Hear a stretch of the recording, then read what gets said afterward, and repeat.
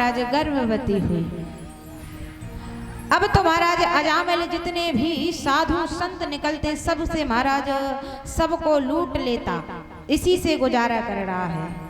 एक दिन महाराज संतों का आगमन हुआ, और जब संतों का आगमन हुआ तो जाकर के आवाज लगाई कि भिक्षाम देहि। वैश्या महाराज घर से बाहर निकल के आई, कहा कि अभी मैं अशुद्ध हूँ, आपको भोजन नहीं करा सकती हूँ। कहा कि मैं आपको सूखी सामग्री देती हूँ, आप जाकर के स्वयं बना करके पान कर लीजिए।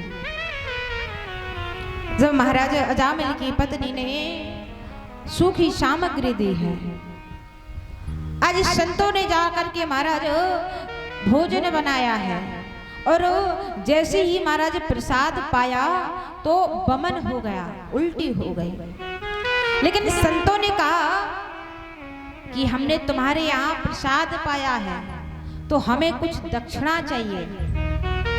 देखिए महाराज, यदि हम किसी को भोजन कराते हैं तो उसको दक्षिणा जरूर देना चाहिए। ऐसा नहीं है महाराज, ये मैं नहीं कह रही हूँ, हमारे शास्त्रों में कहा गया है कि यदि किसी को भोजन कराते हैं तो उसको यथाशक्ति दक्षिणा देनी चाहिए।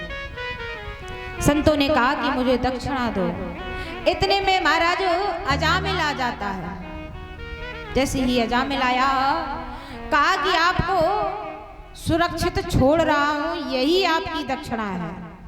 संतों ने कहा कि नहीं नहीं, हमें कुछ दक्षिणा चाहिए, और हम धन दौलत थोड़ी ना मांग रहे हैं आपसे, क्योंकि महाराज संत तो यही होते हैं कि कभी भी महाराज कोई धन दौलत नहीं मांगते। जितना होता है महाराज कल्याण के लिए ही सोचते हैं, जो सच्चे संत होते हैं। कहा कि हमें आपसे कुछ नहीं चाहिए, यदि आप हमें कुछ देना चाहते हैं तो हम केवल इतना चाहते हैं कि जो आपकी पत्नी है, यदि इसके पुत्र हुआ तो इसका नाम नारायण रखना, और यदि पुत्री हुई तो उसका नाम नारायणी रखना। अजामिल को लगा कि अरे नाम तो वैसे भी रखना है, वैसे भी कुछ ना कुछ नाम रखना पड़ेगा। कहा कि ठीक है, रख देंगे। जब महाराज संत चले जाते हैं, कालांतर में जब अजामिल की पत्नी को एक पुत्र हुआ तो महाराज उसका नाम रखा गया नारायण। महाराज नारायण जब नाम रखा गया तो अजामिल कुछ भी काम करता तो महाराज पुत्र को पुकारता, अजामिल ऐसा करो, अजामिल ऐसा करो। पुत्र में आसक्ति हो गई, उठते बैठते जागते सोते पुत्र को ही पुकारता। अब महाराज पाप इतना बढ़ गया कि यम के दूत अजामिल को लेने के लिए आए, और जब यम के दूत अजामिल को लेने के लिए आए जैसे ही, तो अजामिल घबरा गया यम के दूतों को देख करके।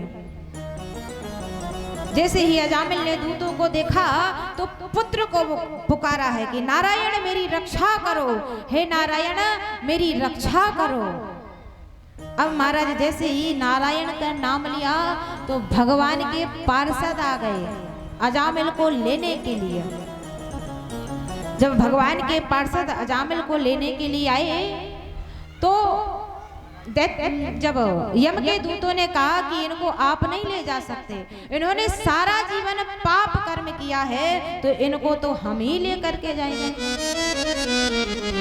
पार्षदों ने कहा नहीं नहीं, इन्होंने अंतिम समय हमारे नारायण को पुकारा है, अब आप इसको यमलोक नहीं ले जा सकते। यम के दूतों ने कहा कि नहीं नहीं, इसने अपने पुत्र नारायण को पुकारा है।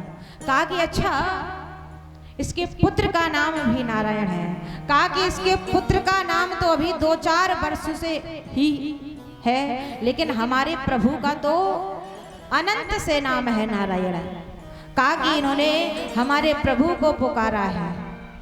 जब महाराज ये सब बात चल ही रही थी तो अजामिल देख करके अजामिल को महाराज विरक्ति आ गई, ज्ञान आया कि देखो तो मैंने अपने पुत्र को पुकारा है लेकिन प्रभु का नाम था नारायण, तो आज प्रभु ने अपने पार्षद को भेजा है। यदि कहीं मैंने प्रभु को पुकारा होता तो मेरा उद्धार हो ही जाता।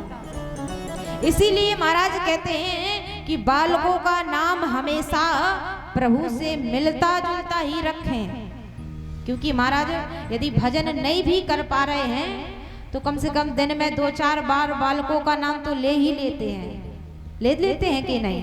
तो भगवान का नाम तो ऐसे ही ले जाएगा, है कि नहीं? इसीलिए और महाराज नाम का भी बड़ा प्रभाव पड़ता है। बताया था कल, देखिए महाराज धुंधली ने अपने पुत्र का क्या नाम रखा था? धुंधकारी। तो कैसे कैसे पाप किए थे धुंधकारी ने। और अजामिल ने अपने पुत्र का नारायण नाम रखा, तो नाम से ही अजामिल का उद्धार हो गया कि नहीं? आज अजामिल को महाराज ये सब देख करके ज्ञान हो गया। जब इस प्रकार से आज अजामिल महाराज संतों को लूटता था, आज वही अजामिल भगवान का भजन करता है।